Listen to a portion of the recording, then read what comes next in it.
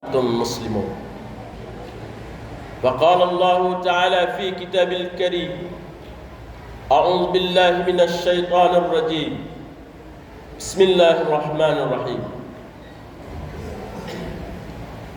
ولو بسط الله الرزق على عباده لبغوا في الأرض ولكن ينزل بقدر ما يشاء إنه بعباده خبير بصير. Hadirin kaum muslimin jamaah Jumat rahimakumullah.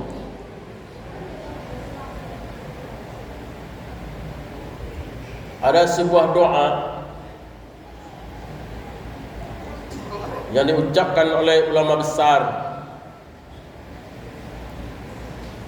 yang bernama Imam Abu Al-Layth.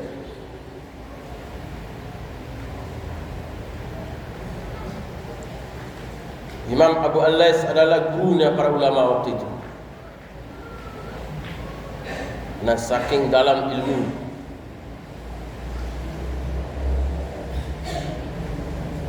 dalam sebuah doanya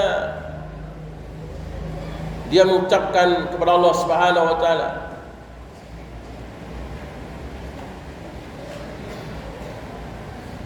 Ya Rabb, idza a'taytani malan la ta'khuzani sa'adat. Artinya, ya Tuhanku, jika Engkau beri aku harta, jika Engkau beri aku nikmat, jika Engkau beri aku pangkat jabatan, jika Engkau beri aku kekayaan, idza a'taytani malan la ta'khuzani sa'adah. Jangan Engkau cabut dariku kebahagiaan hidupku. Kaum muslimin jamaah Jumat rahimakumullah.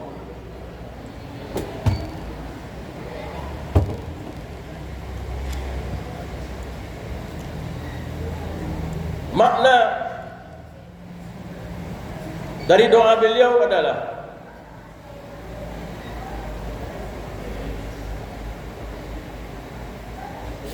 kenapa beliau berdoa seperti ini?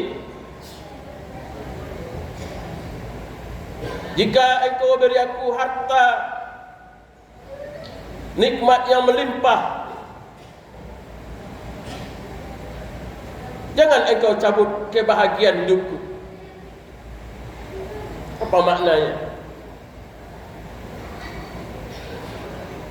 Para ulama mendalami doa beliau ini. Maknanya adalah harta tidak selalu membawa kepada kebahagiaan.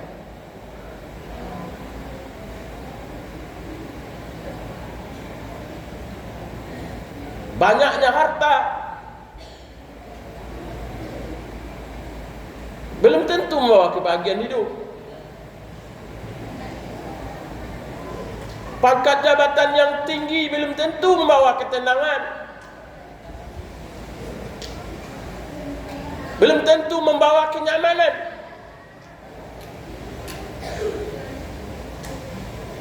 Apalagi kalau tidak punya harta.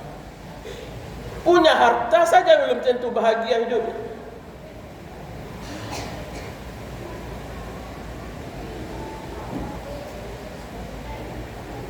Kenapa demikian? Apa penyebabnya? Kalau orang susah dia cari makan, susah dia mendapatkan harta, wajarlah dia belum hidupnya bahagia.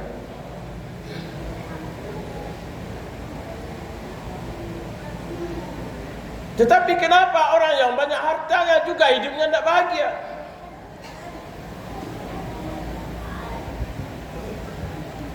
Justru kadang-kadang banyak kita lihat orang yang hartanya biasa saja, pangkatnya biasa saja, orang biasa dia,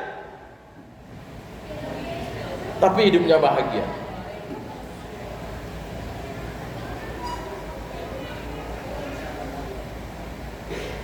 Hidupnya tenang, hidupnya nyaman.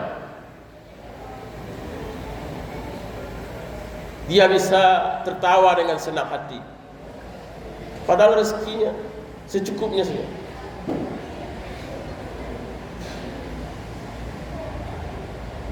Kenapa terjadi seperti ini? Kenapa harta tidak bisa membawa kepada kebahagiaan hidup?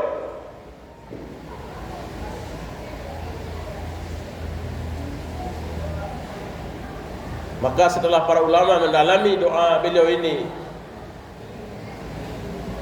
ternyata apabila harta yang banyak tidak membawa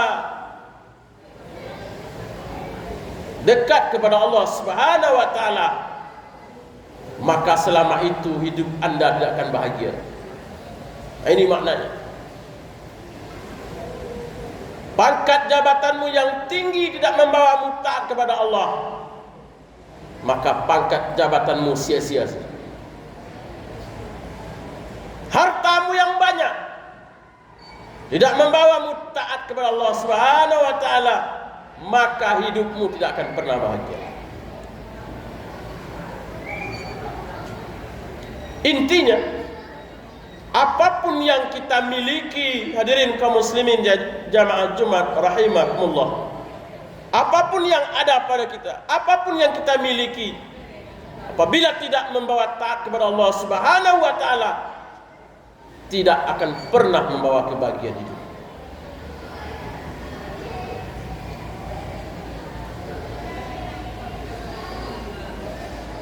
Punya rumah tangga, punya istri, tapi tidak taat kepada Allah Subhanahu wa taala, maka suaminya tidak akan bahagia hidup. Sebaliknya, kalau suaminya tidak taat kepada Allah Subhanahu wa taala, istrinya pasti tidak hidupnya bahagia.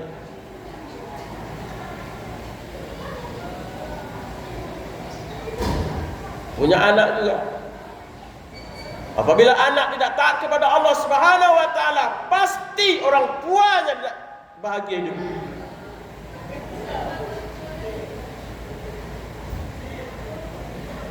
Betapa banyak terjadi di tengah-tengah masyarakat, betapa teganya anak menitipkan orang tuanya kepada panti jompo.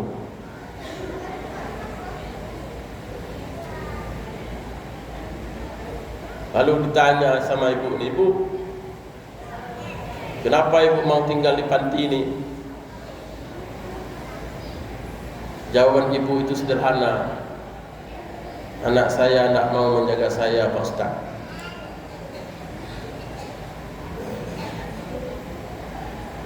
Kapan anak ibu melihat ke sini? Anak saya melihat ke sini sekali sebulan, Pak Ustaz.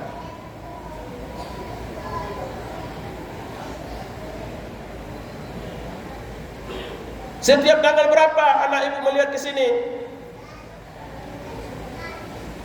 Anak saya melihat ke sini setiap tanggal 1, Pak Ustaz. Dia jemput saya ke sini untuk mengambil gaji pensiun saya. Setelah gaji pensiunnya diambil, lalu dia mengantarkan saya lagi ke panti jompo itu. Ini yang pernah kita temui di lapangan. Anaknya hanya melihat orang tuanya, itu pun karena ingin mengambil gaji pensiun orang tua. Ini terjadi di tengah-tengah masyarakat kita.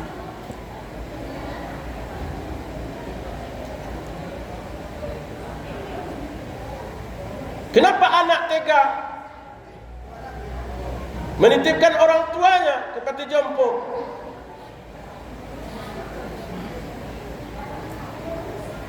Jawabannya adalah memang karena anak ini tidak taat kepada Allah Subhanahu wa taala. Dia tidak takut kepada Allah Subhanahu wa taala. Dia tidak yakin menjaga orang tua itu adalah terbukanya pintu surga yang selebar-lebar. Inilah yang disampaikan oleh Rasulullah sallallahu alaihi wasallam dalam sabdanya, merugilah Anda, merugilah Anda, merugilah Anda. Apa ya Rasulullah? Ketika engkau diberi kesempatan untuk mengabdi kepada orang tuamu, tetapi engkau sia-siakan. Padahal Allah akan membuka pintu surga selebar-lebarnya buatmu ketika engkau mengabdi sepenuh hati kepada orang tuamu. Kaum muslimin jamaah Jumat rahimakumullah. Apalagi orang tua semakin tua, kalaupun anak ini tidak menitipkan orang tuanya kepada jompo, tapi dia cuek saja kepada orang tuanya, dia asik saja dengan kerjanya, asik dia dengan istri dan anaknya, asik saja dia dengan teman-temannya. Orang tuanya tadi sudah bermenung saja di teras rumah.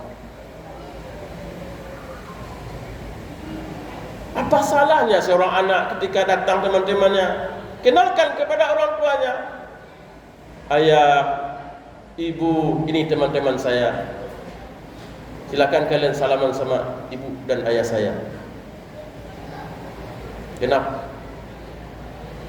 Kenapa anak tidak mau memperkenalkan kawan-kawannya, teman-temannya kepada orang tua? Mungkin karena malu, mungkin karena orang tuanya sudah jelek.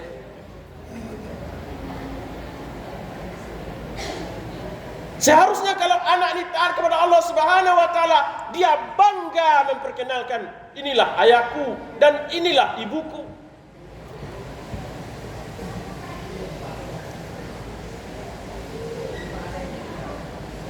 Nah, ini yang terjadi. Maka benarlah doa Imam Abu Alais ini, engkau beri aku nikmat ya Allah, jangan engkau cabut kebahagiaan dariku. Punya kita segala-galanya, punya harta, punya anak, punya cucu, punya menantu, tapi hidup kita juga tidak bahagia lantaran karena mereka tidak taat kepada Allah Subhanahu wa taala.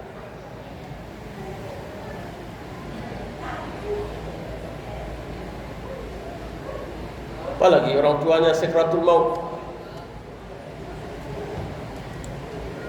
dia sudah berbaring di rumah sakit,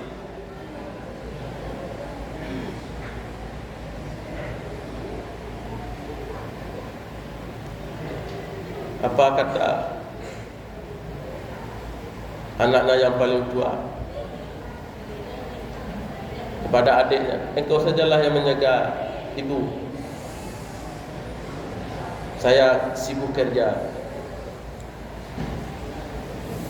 Kata adiknya, abanglah, aku juga kerja.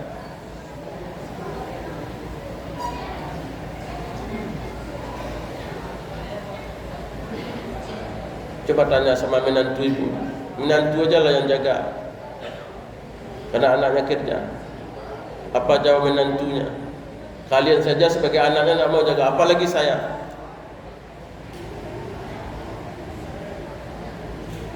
Kalaupun anak ini menjaga orang tuanya, dia sibuk buka HP-nya, handphonenya.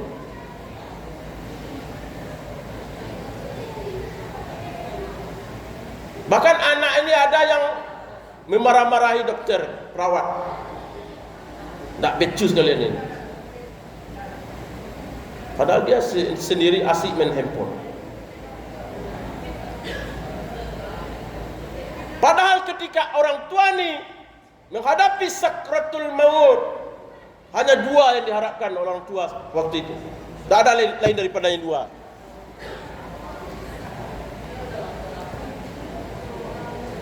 Coba tanya orang tua yang akan menghadapi sakaratul maut. Mama mau dibelikan emas, mau dibelikan rumah, mau dibelikan kendaraan, pasti dia akan berkata, tidak, aku tidak perlu harta, aku tidak perlu kendaraan, aku tidak perlu rumah. Jadi apa yang mama harapkan? Dua saja dari kalian.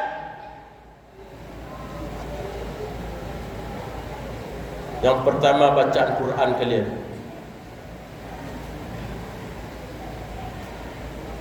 Maka kalau ada anak ini mau berbakti kepada orang tuanya, di saat-saat orang tuanya menghadapi sakaratul maut, hendaknya anak ini sibuk baca Quran. A'udzubillahi minasyaitonir rajim. Bismillahirrahmanirrahim. Alhamdulillahirabbil alamin, dan seterusnya. Betapa sejuknya orang tuanya mendengar. Bangga dia punya anak, inilah anak saya. Di saat-saat sakaratul maut akan datang, anaknya sibuk baca Quran. Itu yang diharapkan.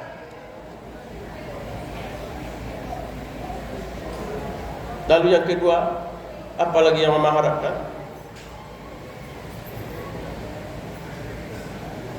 Yang ku harapkan dari kalian adalah kalian doakan saya. Selesai solat kalian doakan, Allahumma ufirli wali walidayya warhamhuma kama rabbayani shaghira. Ya Allah, ampunilah dosaku, dosa ibu bapakku. Sayangilah mereka ya Allah, sebagaimana mereka telah menyayangi di waktu kecilku. Nah, ini dua ini saja harapan orang tua. Tetapi anak tidak mampu melakukan yang hanya dua saja, tidak mampu anaknya. Sungguh keterlaluan.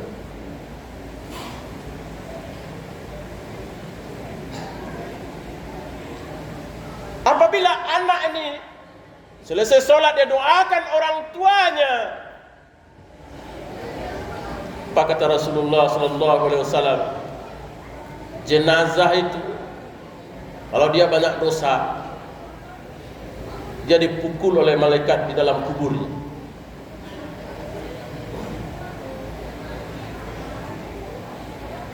Pada satu kali malaikat ini berhenti memukul jenazah. Apa kata jenazah? Wahai malaikat, kenapa engkau berhenti memukul saya? Pukullah terus. Memang saya ini banyak kesalahan, banyak dosa, saya akui. Silakan pukul saya. Apa jawab malaikat waktu itu? Demi Allah, mana mungkin aku akan tetap memukulmu, sedangkan anak-anakmu sibuk mendoakanmu di setiap selesai solat. Bayangkan, bagaimana mungkin anak bisa mendoakan orang tuanya sedangkan dia tidak taat kepada Allah Subhanahu wa taala. Jadi kalau anda ingin berbakti kepada orang tua anda, hanya satu syaratnya, taatlah kepada Allah. Jagalah ibadah anda, jagalah solat anda. Apabila kita sudah komitmen taat kepada Allah Subhanahu wa taala, beribadah kepada Allah Subhanahu wa taala, otomatis kita sudah berbakti kepada orang tua. Kenapa anak sekarang ini enteng saja melawan kepada orang tua, menjawab orang tua, kata orang tuanya dengan nada keras. Mama ni nyinyi, itu kaitu se, ayahku pakak. Tentu orang yang sudah tua pasti nyinyir.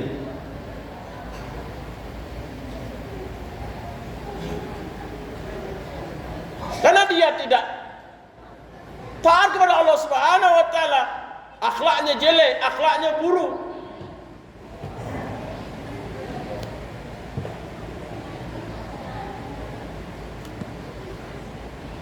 Ada sebuah budaya di Cina. Ini kita baca di media. Orang Cina itu kalau orang tuanya itu sakit, dia selalu menggendong orang tuanya. Kalau dia pergi bekerja, dia gendong orang tuanya ke tempat kerja. Tak mau dia cari pembantu untuk mengurus orang tuanya, dia sendiri yang mengurus. Dia gendong kemana-mana orang tuanya.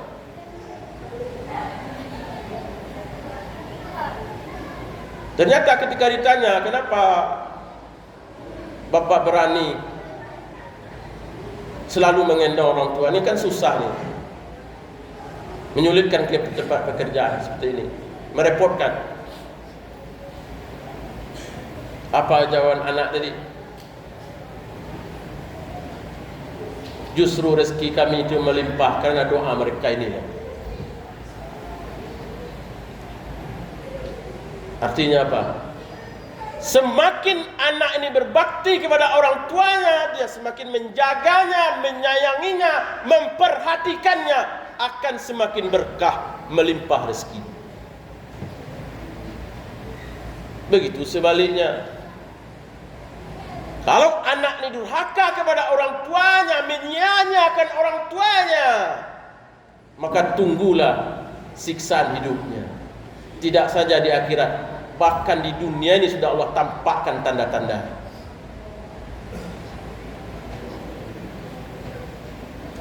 Kaum muslimin jemaah-jemaah rahimakumullah. Karena itu, apabila kita ingin hidup bahagia, taatlah kepada Allah. Hanya itu syaratnya.